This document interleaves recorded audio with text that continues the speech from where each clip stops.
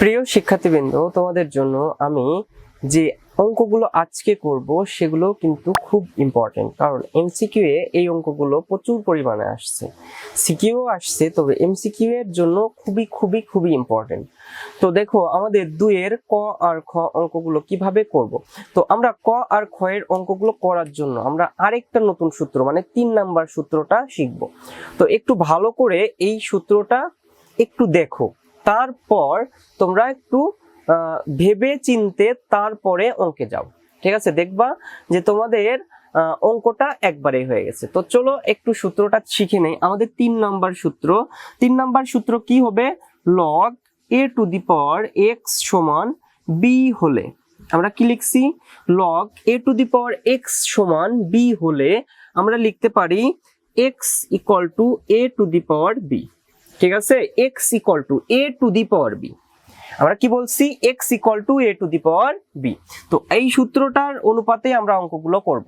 তো দেখো আমাদের এখানে কি আছে? লগ আমাদের 5 টু দি পাওয়ার x মানে a to the power x equal to 3 হলে আমরা কি লিখবো? সূত্রটা দেখো, তো আমরা সূত্রটা লিখবো যে আমাদের যে এই ভিত্তিটার কাজ কিন্তু পড়ে, তাই না? তো আমাদের ফার্স্টে পাওয়ারের কাজ, এই পাওয়ারটা ভিত্তি হয়ে যাবে। তাহলে x সমান আমাদের এই যে ভিত্তিটা কি হয়ে যাবে? এখানে এসে আমাদের ভিত্তি হয়ে যাবে।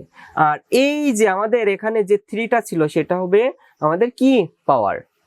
বুঝতে পারছো? একটু ক্রিটিক্যাল তোমাদের জন্য, বাট সূত্রটা যদি একটু মনে রাখো তাহলে কিন্তু তোমাদের জন্য প্রচুর ইজি। ঠিক আছে, তো আমরা দেখো log a to the power x equal to b মানে x টাকে আমরা কি করছি? এখানে এনে আমরা ভিত্তি বানাই দিছি, ইকুয়াল টু এই এটাকে এই পাশে ভিত্তি বানাইছি আর b টাকে পাওয়ার করে দিছি। সেম কাজ এখানেও করছি। তাহলে x সমান 5 কিউব মানে কি? x সমান 125, তাই না? আমরা 5 কিউব মানে 125, এটাই হলো আমাদের অ্যান্সার। তো আশা করি এমসিকিউ এর জন্য তোমরা যদি এই সূত্রটা একটু মুখস্থ করে ফেলো তাহলে এই সূত্রর কারণে তোমাদের এমসিকিউ সহজ হয়ে যাচ্ছে, মানে 5 সেকেন্ডেই তোমরা অ্যান্সার করতে পারতেছো। তো ব্যাপারটা একটু খেয়াল রেখো। তো এর পরবর্তী অঙ্কটা দেখো, log x to the power 25 equal to 2। তাহলে আমাদের 25 আমাদের যে কি বলে পাওয়ারটা ছিল সেটাকে আমি লিখে দিলাম। এরপর আমাদের এক্সটা কি ওই পাশে গিয়ে কি হয়ে যাচ্ছে?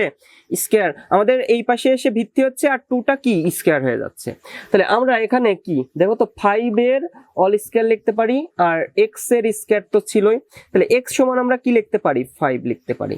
তাহলে আমাদের ক আর খ কিন্তু প্রচুর প্রচুর ইজি অঙ্ক, যদি আমরা একটু সূত্রটা খুব সুন্দর করে বসাইতে পারি।